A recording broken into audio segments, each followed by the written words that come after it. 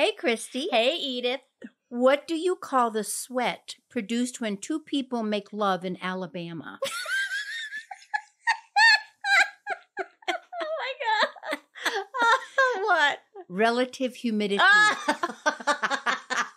Oh, no. Sorry, Alabama. Hi, I'm Christy, a backyard gardener from Colorado. These days, gardening has gotten very popular, and my friends and I have noticed more and more people picking our brains for tips and troubleshooting about gardening. We're not experts. We just learned a lot about gardening from the mistakes we made along the way. So welcome to Upside Down Tulips, a fun podcast that celebrates gardening gone wrong. Upside Down Tulips.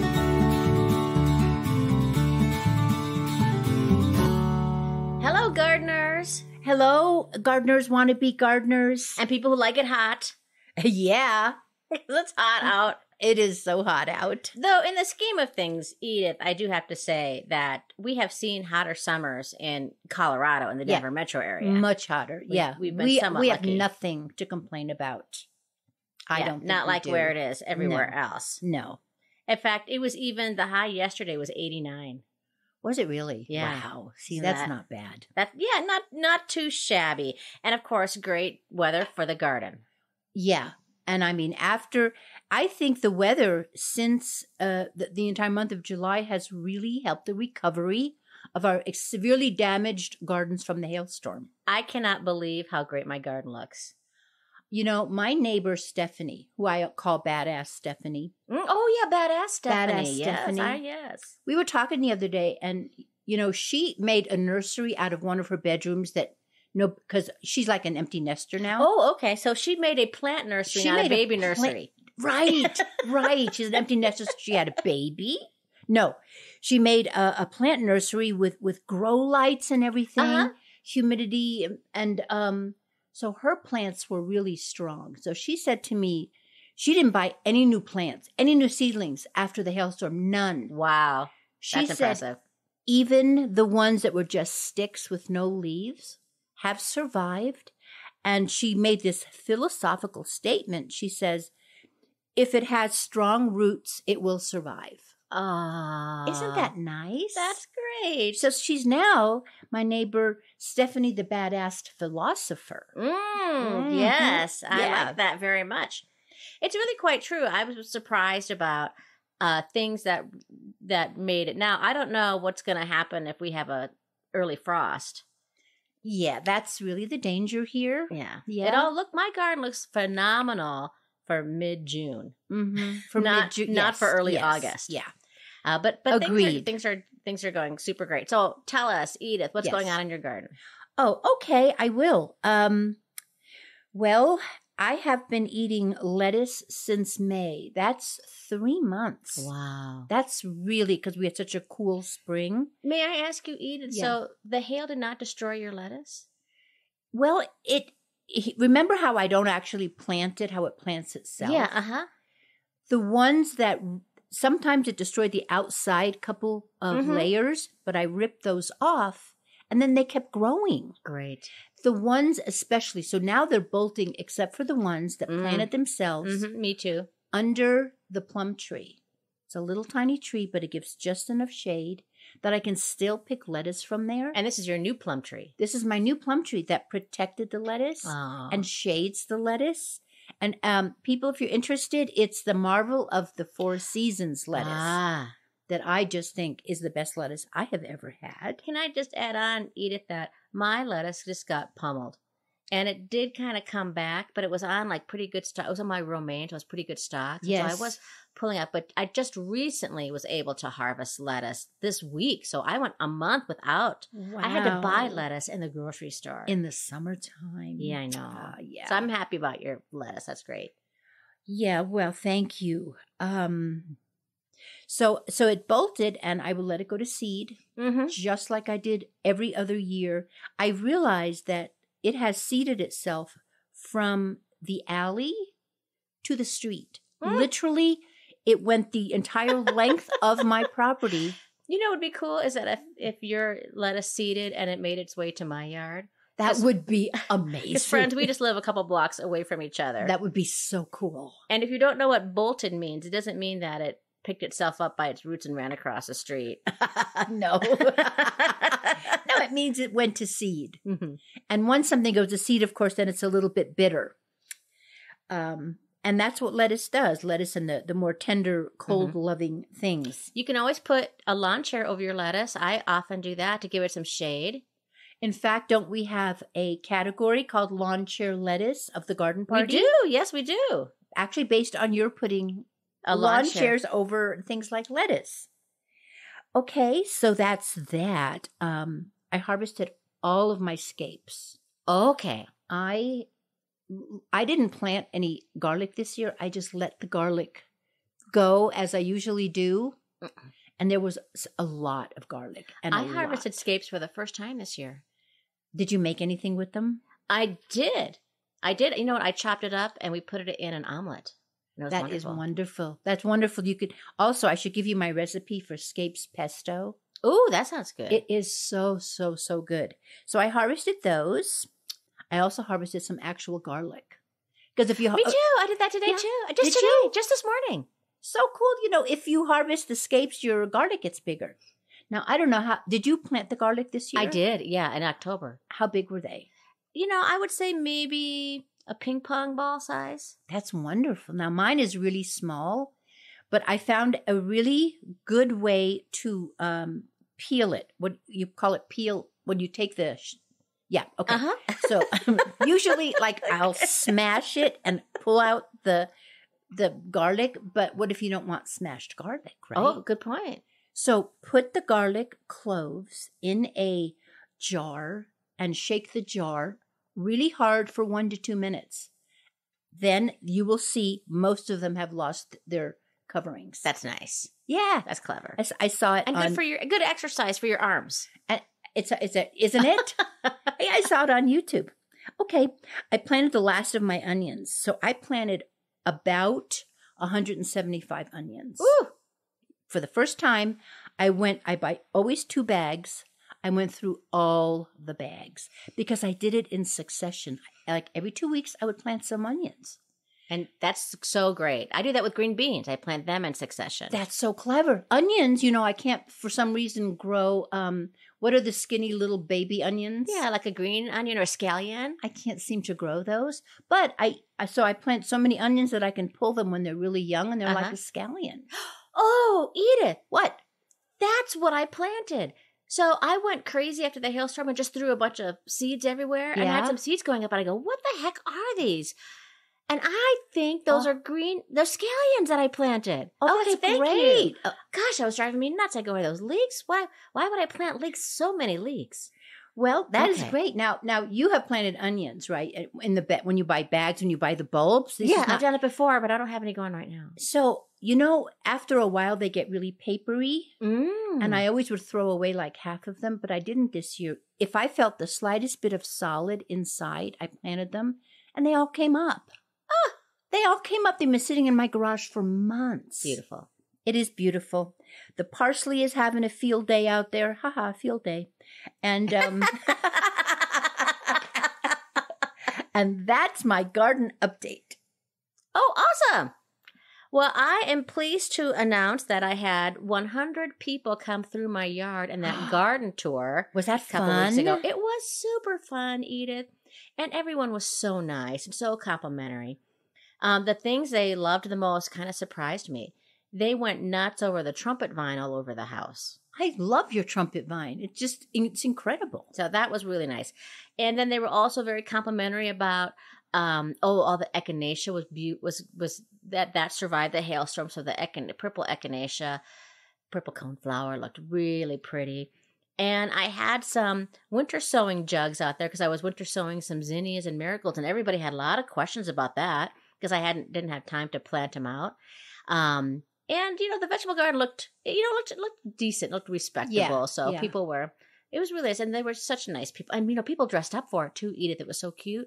Women with their women in their sundresses and hats, and men with bow ties and suspenders and fancy hats. It's like the Kentucky Derby out there. It was really cute. Yeah, it was really, really nice. I am also excited that I winter sowed a bunch of sunflowers the day after the hailstorm. Yeah. And I just put them all out. And maybe they're about 6 inches tall. So I'm looking forward to seeing if I get some sunflowers before Labor Day. Oh, I hope you do. I hope you do.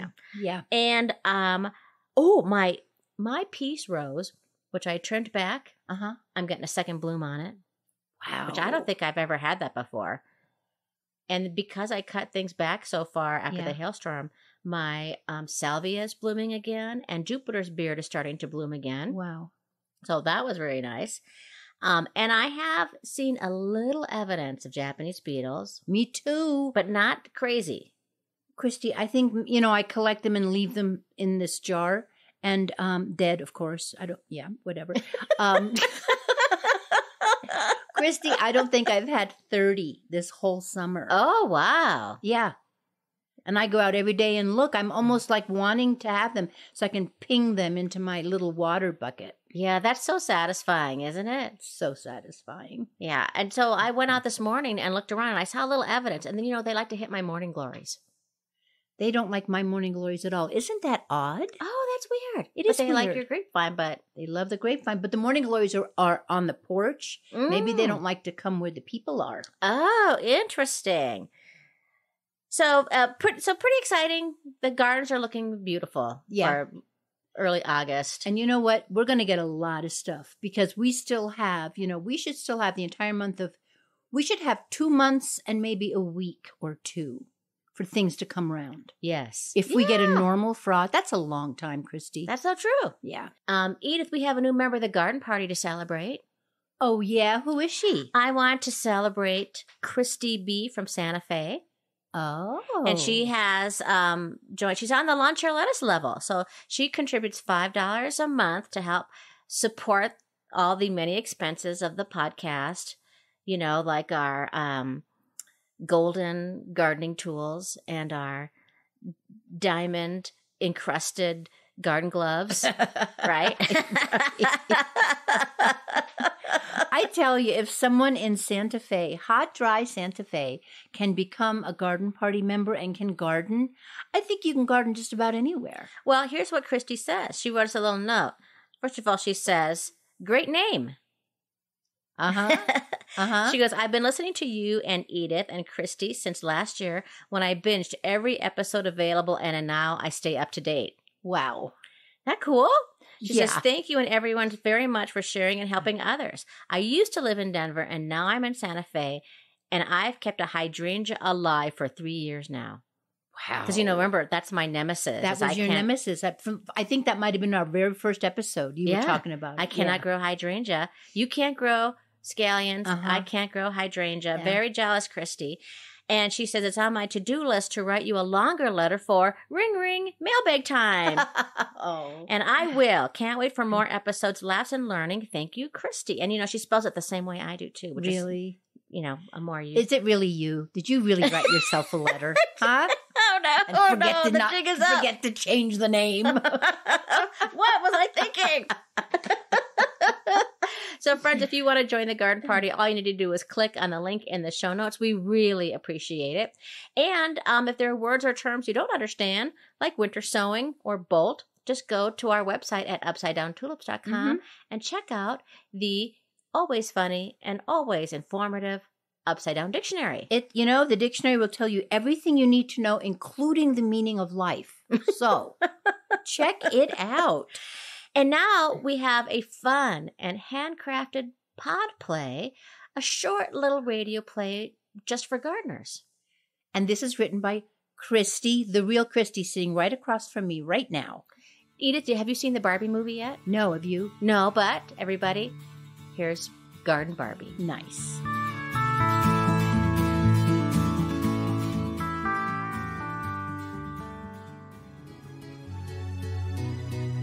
I'm a Barbie girl in a garden world.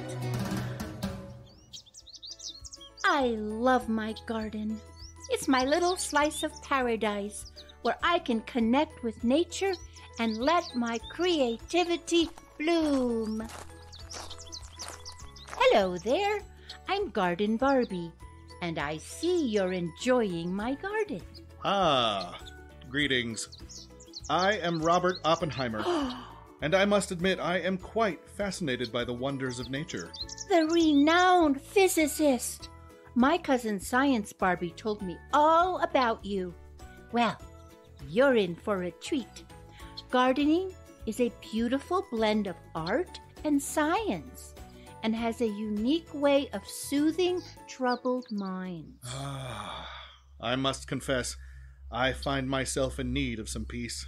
Let's start by planting some seeds. There's something truly magical about tucking a tiny seed into the earth and then seeing it sprout into a beautiful plant. It's like witnessing a tiny miracle unfold before my eyes. Won't you join me? Why? What's wrong, Robert? I was part of a project that unleashed a terrifying force upon the world.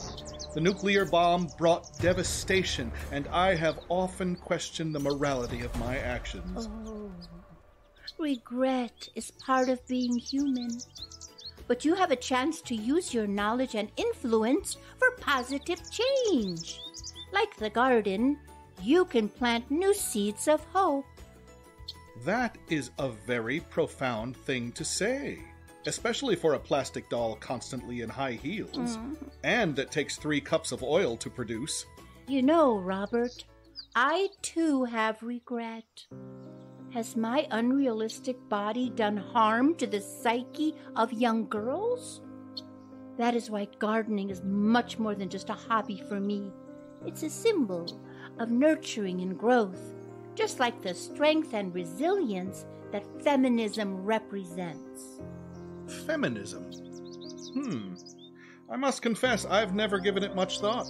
It's about equality, empowerment, and breaking free from the constraints society imposes. Women can be powerful forces of change, just like these seeds we sow in the ground.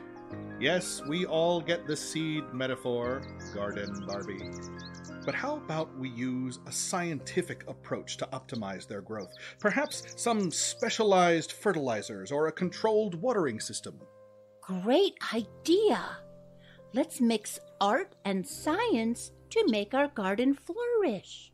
Behold, my solar-powered soil analyzer. It will tell us precisely what nutrients the soil needs. That's incredible! And look at these glowing plant markers. They'll light up the garden like stars. Dr. Oppenheimer, our garden is a true masterpiece. Indeed, Garden Barbie. A perfect harmony of beauty and scientific ingenuity. In this serene space, I am humbled by the vastness of the universe and the limits of human understanding. Science reveals the marvels of existence, yet it is in the simplicity of this garden that I find a profound connection to the mysteries that elude me. Thank you, Garden Barbie. Come on, Garden Barbie. Let's go party. And how about an introduction to science, Barbie?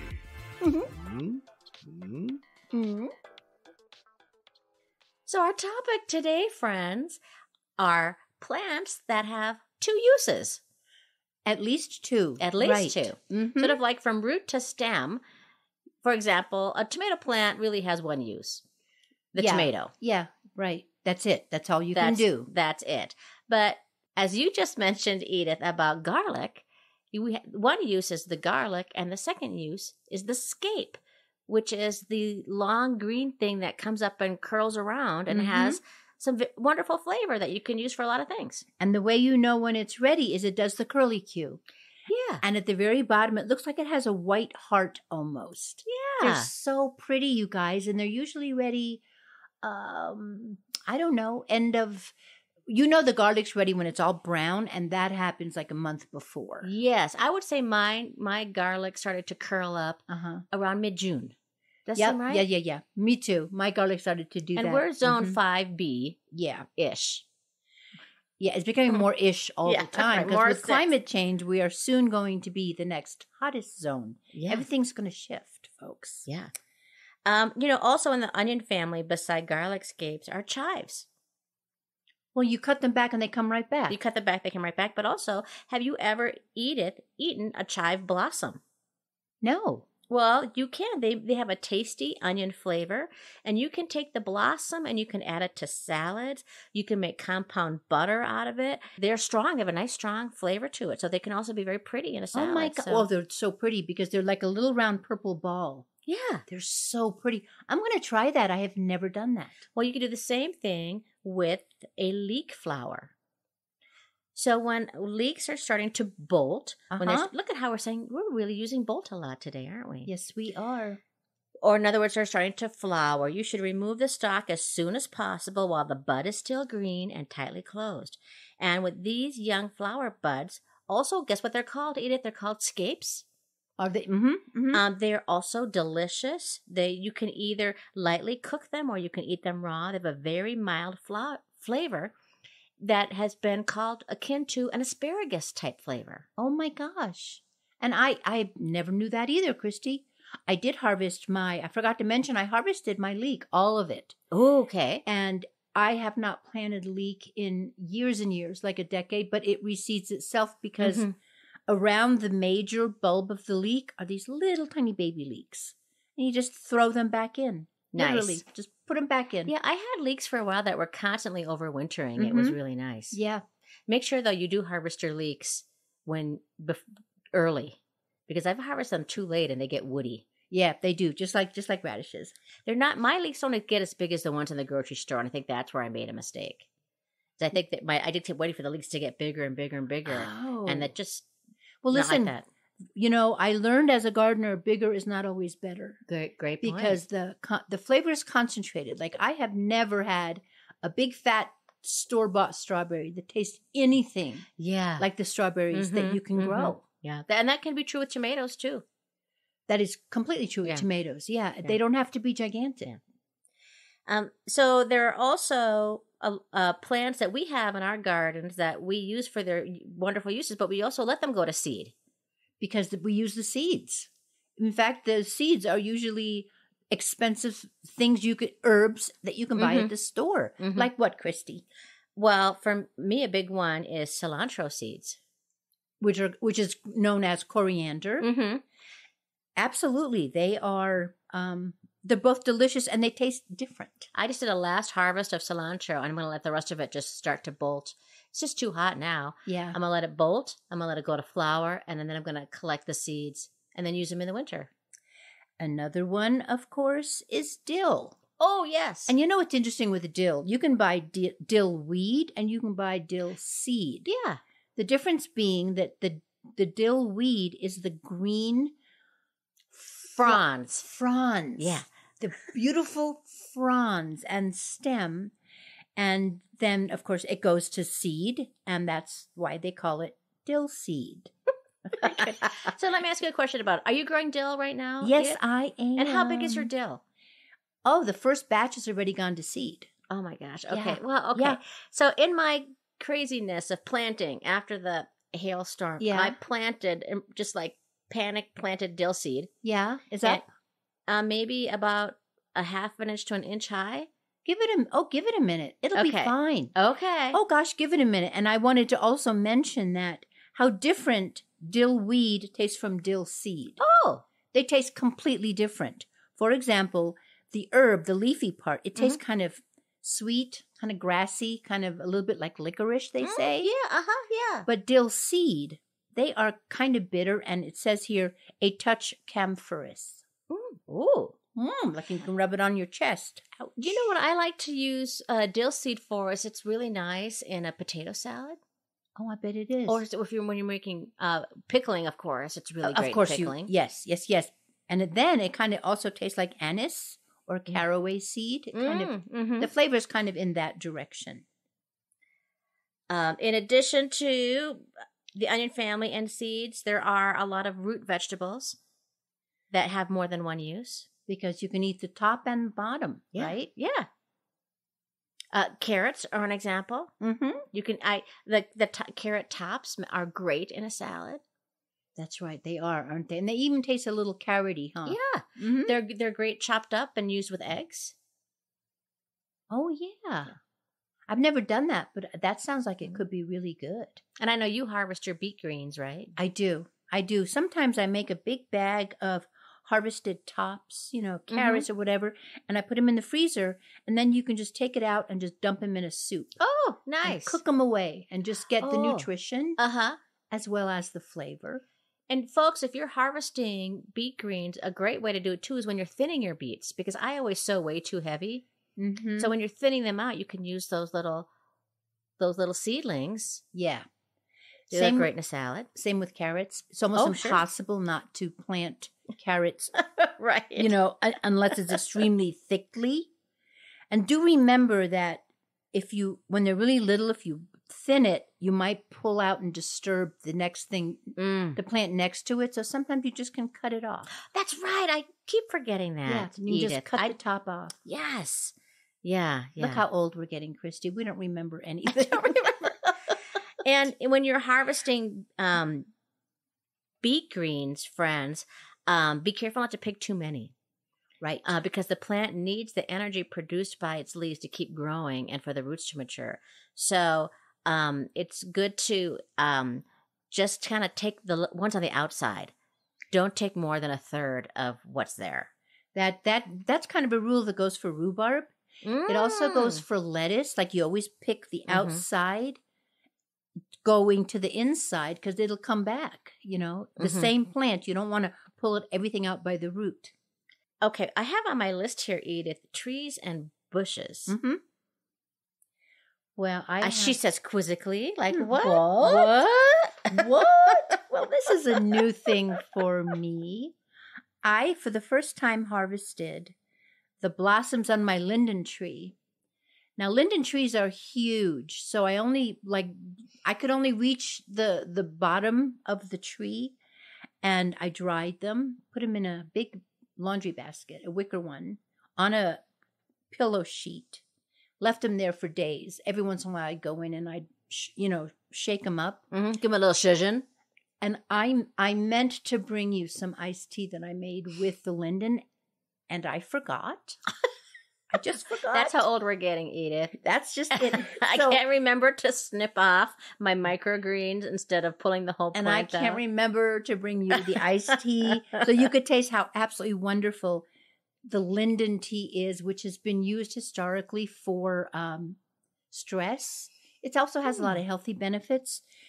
The thing is, it has a short window. You don't want to get them when the blossoms have faded or gotten brown or dry. You want to get them when they're fresh, smell like heaven. Oh my gosh, the smell.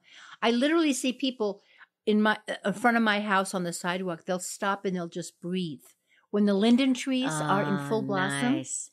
So you pick those, and you also pick what's called the bracts, Bracts.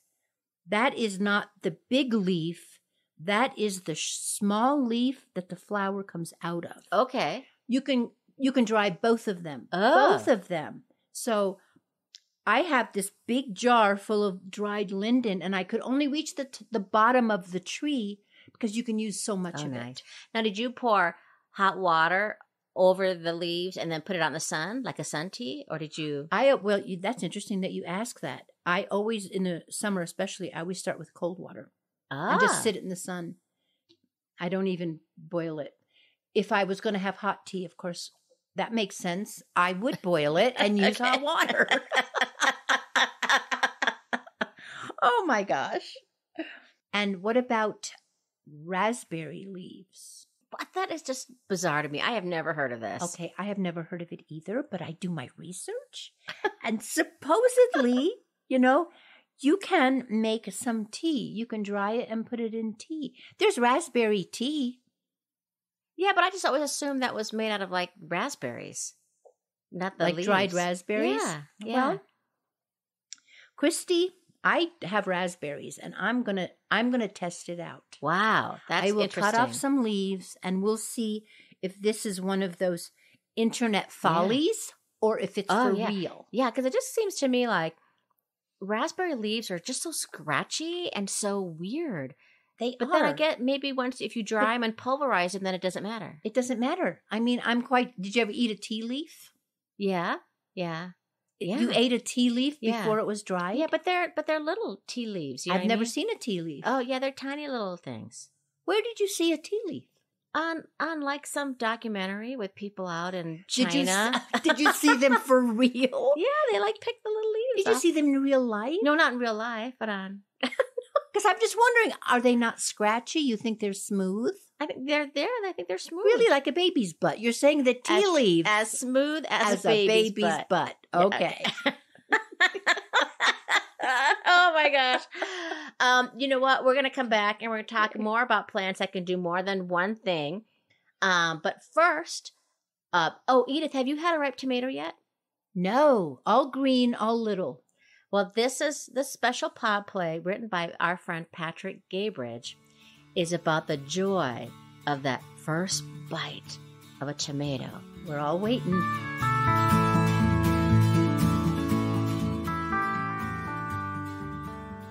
An excerpt from the play Drift by Patrick Gaybridge.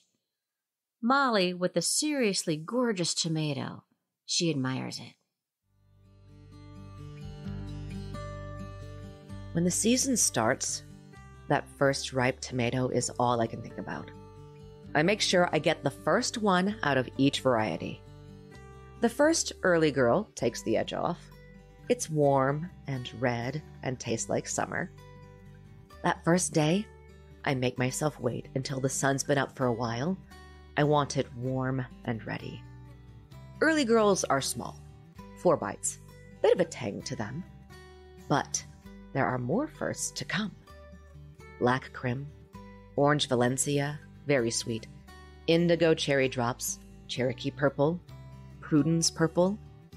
I like the dusky smoke of the dark varieties. But I'm still anticipating the big guns. The striped German, like a work of art on the vine, and the Brandywine. The first ripe Brandywine is worth the effort of the entire season. The ultimate classic heirloom, sweet with just the right amount of flesh.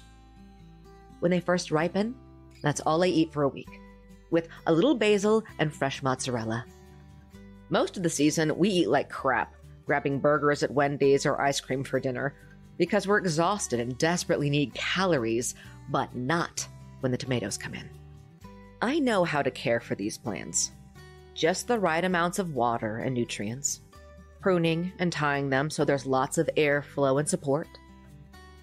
Last year, the vines were 7 feet tall. And we spray. People think organic farmers never spray, but we spray BT to kill tomato hornworms. They're so big and voracious that if you stand still in the row, you can actually hear them chewing. BT is a bacteria that activates when eaten, and it dissolves their guts so they die from the inside out. In a good year, walking down the rows is like walking down a tunnel of green, like I'm completely inside the farm. The season has blossomed into a living, breathing thing, and I am walking right through its heart. A relationship needs as much care and attention as tomatoes. And when it doesn't get it, small seeds of regret start to germinate. I promised Jane that we would get away this winter to somewhere tropical and full of flowers. We lost half of this season's tomatoes to John's chromosome drift, and the rest aren't even up to my shoulders. I haven't been around to teach the crew to properly trim and tie the plants. But even with the neglect, we still have these. The plants are built to make beautiful fruit, just like us. I might not have been a perfect wife to Jane, but we still made a life together worth having. Every bite. Thank you, Patrick, for that beautiful pop play. That's from his play Drift, which I directed a stage reading from a couple years ago, and he is an avid gardener. And the real sad thing about Patrick, a couple weeks ago, maybe about a month ago, he posted about how beautiful his broccoli looks. Yeah. And then I showed him a picture of my broccoli, which was all smushed by the hail. Yeah. he had to dig up his community garden because he lives in Western Massachusetts and it flooded. Oh, no. So our heart goes out to you, Patrick. We hope you have. Ugh. His home garden, he said that's okay, but his community garden he had to dig up. Okay. Well, I'm glad he has a garden to spare. Yeah, That's it's really always good. good to have a. That was our mistake. We didn't have a spare garden. We don't have a Edith. spare garden. Oh, dear. All right. What's next on plants that can do more than one thing? Brassicas. Yeah. Oh, yeah. We know it sounds like part of an orchestra, but no, it is a family of food. Plants, I mean. Family of food.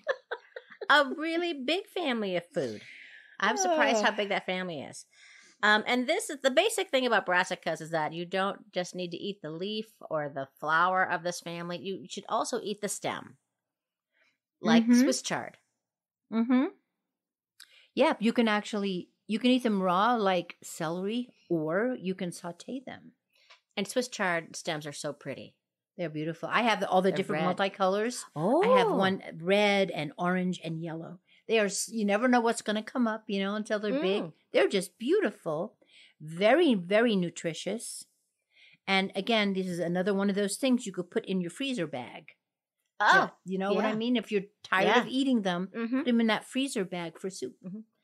Kale is another one too. So whenever you harvest kale, what do they always say? You should strip it off the stems, and they actually have little devices where you can little devices that have a hole in it that you can put the kale through and strip it through. Ooh.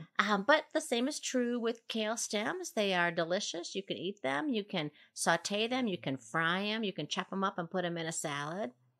I might want to massage them first, like you do kale. Do you ever massage your kale? Eat it.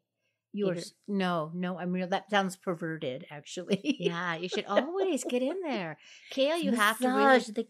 You actually massage just the stem, right? And the leaf. I massage kale, and because then especially this is when you put the dressing in. Get your fingers in there and really rub it in and let it sit.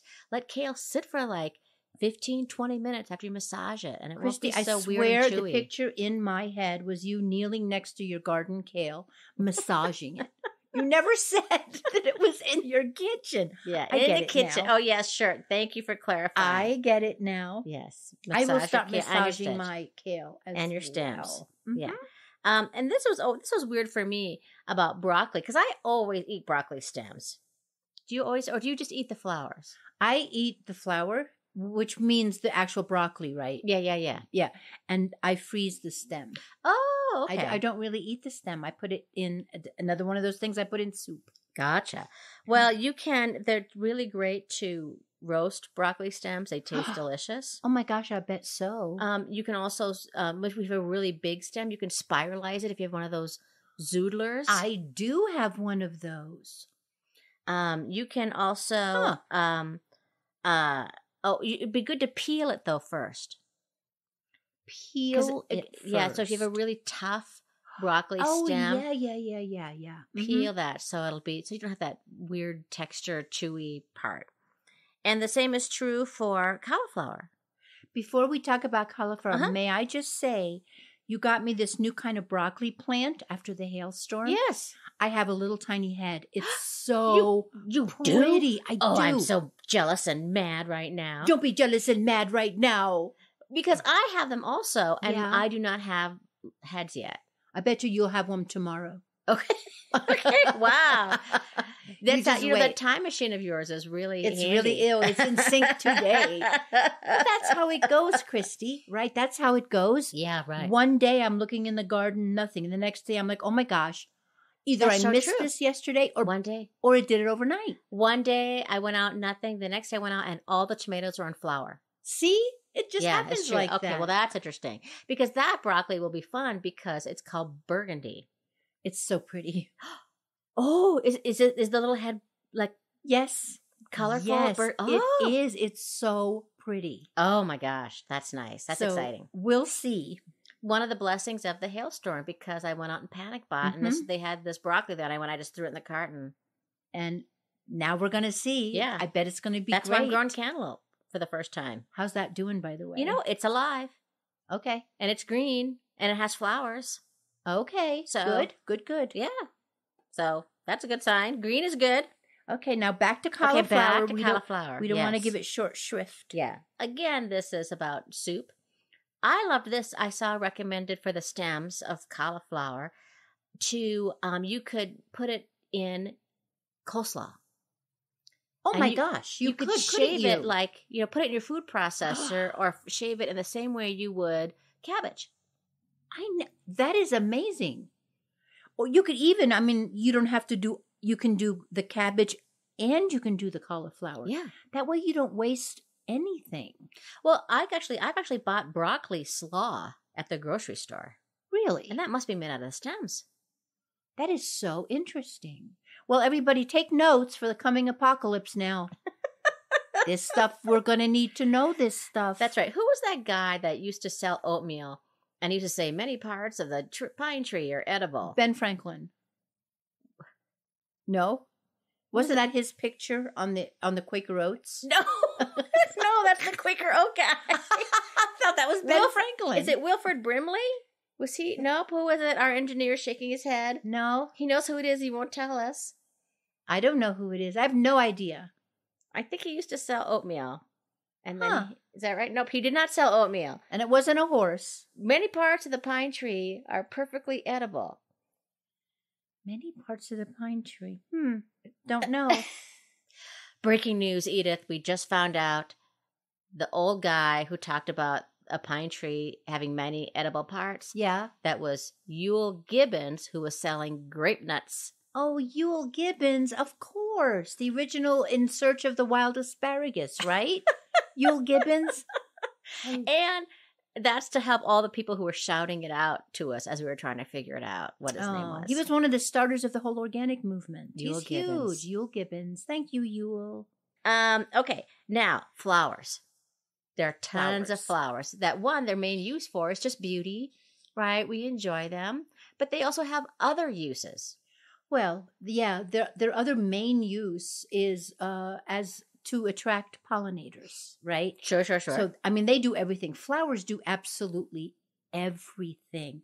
Let's start with something that you grow so many beautiful ones of, which are roses. Rose petals are a wonderful flower to use as a tea. Not just the rose hips. You've seen rose hip tea? Yeah, You can actually use rose petals. Wow. And dry them and put them in your tea because it can alleviate an upset stomach or diarrhea, sore throat, or cough. Wow. I'm not saying cure. I'm saying alleviate. Did you know you can infuse white wine with rose petals for headaches and depression? Okay. It's just the wine. Oh, that's good. And the non-medicinal benefits of rose petals are their aromatherapy benefits. When you use them in a face wash, you can make rose oil. You can make a rose, infuse water with rose petals. And again, I'm assuming that you have to harvest these roses like your linden tree at the not when they start to fade. You need to get them when they're like ready. In fact, go by smell because the stronger the scent, the more healing properties they have, and the more they are ready to go. Wow, that's cool. Another flower I would love to lift up is calendula. Now, I don't even have any calendula. I didn't even know how to say the word until just now. I always thought it was calendula. No? Oh, maybe it is Calendula? Calendula sounds better. Okay. Calendula. I always grow, it's also known as pot marigold, which is not a marigold at all, but it's known as pot marigold. But they look like they're kind of like a daisy or an aster kind of looking flower. And they come in yellows and golds and oranges. Mine would always reseed themselves, but then all of a sudden they stopped reseeding. So then I winter sowed some, planted some more out front by my vegetable garden. The hailstorm mushed them, but they're coming back. Usually they'd be in bloom right now, but Labor Day, right? But so many great uses for calendula. One is a tea. Take 1 to 2 tablespoons of dried or fresh calendula flowers, a cup of hot simmering water. Cover the mug with a saucer and let it steep for 15 to 20 minutes. And then strain the tea to remove the petals, which can be tossed in the compost pile. And it's a wonderful, calendula has many uses. It's excellent for your skin also. You know what? When you buy that deodorant with natural deodorant without aluminum in it.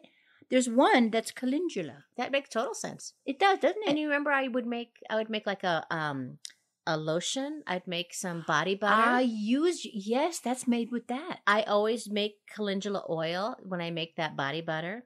And it's very easy to do, friends. You take a glass jar, fill it 2/3 of the way with dried calendula flowers, pour olive oil over the jar, cover at least an inch so the flowers have space to expand, stir well, cap the jar tightly, place the jar in a warm sunny window, and shake every now and then. And then after 4 to 6 weeks, strain out the herbs using a cheesecloth and pour the infused oils into glass bottles. Wow. And you can use the oil, like I said, I use it for body butter. You can also, I've had friends who've made a lip balm out of it, or you can use it as a salad dressing. Wow. That's very cool. Do you have lavender, Edith? I have a lot of lavender. And do you ever do anything else with your lavender besides its beauty and its use of as a pollinator? No. I should start doing that, though, because my neighbor Stephanie's daughter, Caitlin, she makes all kinds of things with lavender, and I think that I should be doing more. Well, I love harvesting lavender, and even when I'm out of lavender, I also buy like food grade lavender buds. I use it in a lot of my cooking.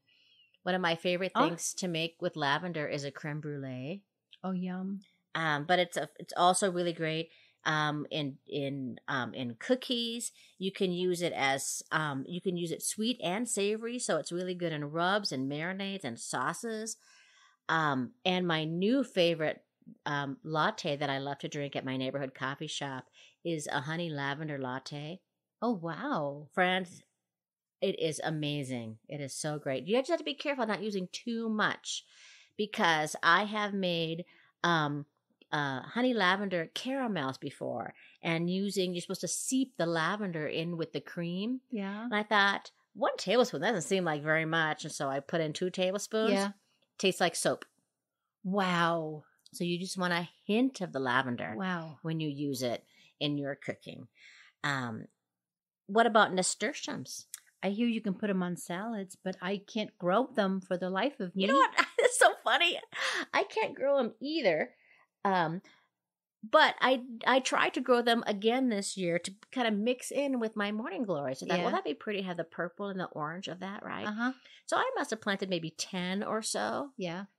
1 is coming up. Wow. Yeah. Wow. It's maybe about 4 inches long. So I had 1 that came up. And then finally, of course, we want to point out that marigolds have so many uses besides their beauty. Besides that, they prevent nematodes from getting into your vegetable garden. And but they're also, I don't know if you knew this, but you can take marigold flowers, you can dry them, and you can crush them. And people say they are the spice comparison, Edith, to saffron. Really? Which is so expensive. Wow. I'm gonna Google that when I get home and see, because I have a lot of marigolds.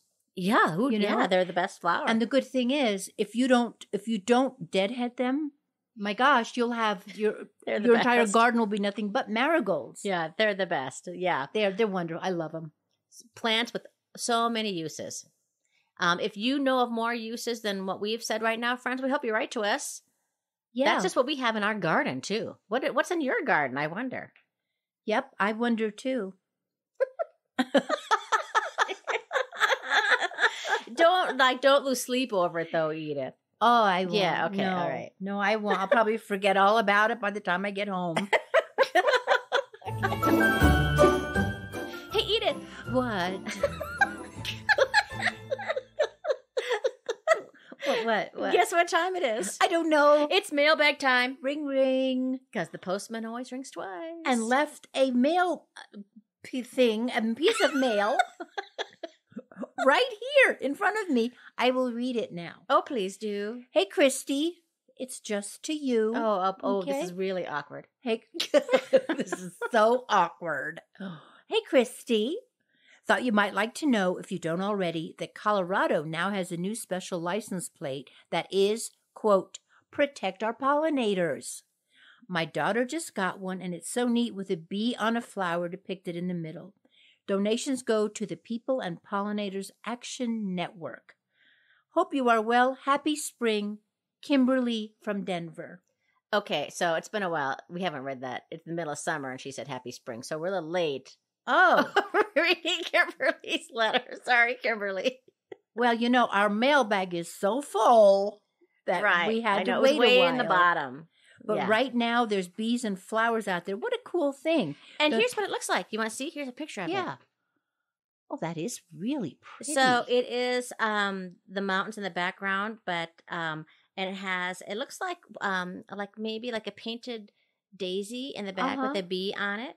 And Colorado's not the only state that has this. I did not know that. I did a little bit of quick research, and I also saw Oregon, New Mexico, Pennsylvania, Virginia, Minnesota, Texas, West Virginia, Alabama, Delaware, Oklahoma, and probably more. Well, I'm going to have to stop making fun of Alabama then, aren't I? Oh, yeah, see? Yeah.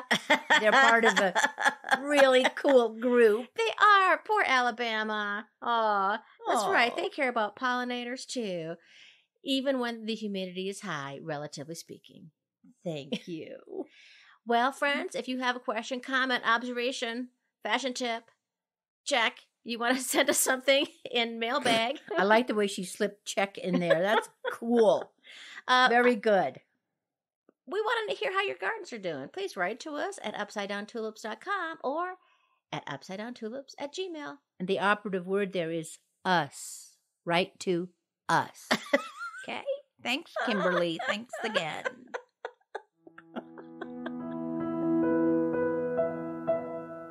Hey, do you hear a mandolin?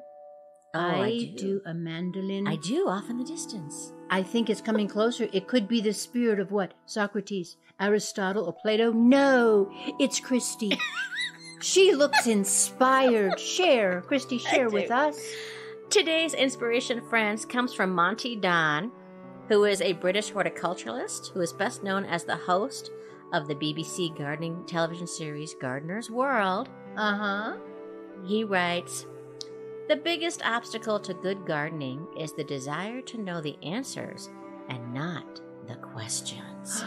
He was worth that beautiful intro. He was. That's really perfect. good. Yeah, because sometimes I think, we just want to have the answers right away. That's life, Christy. Yeah. We are all about the meaning of life here.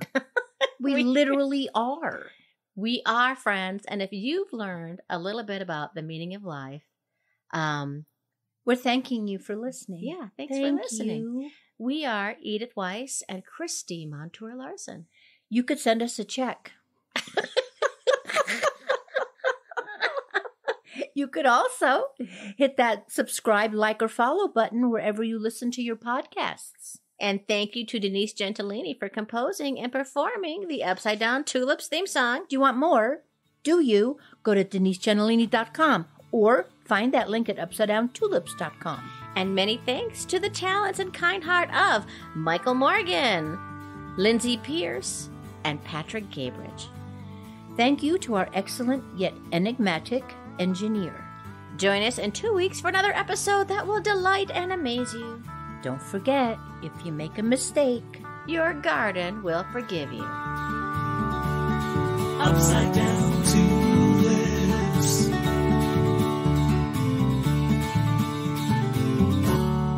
Your garden will forgive you. Yeah. And hopefully the people from Alabama. Thank you.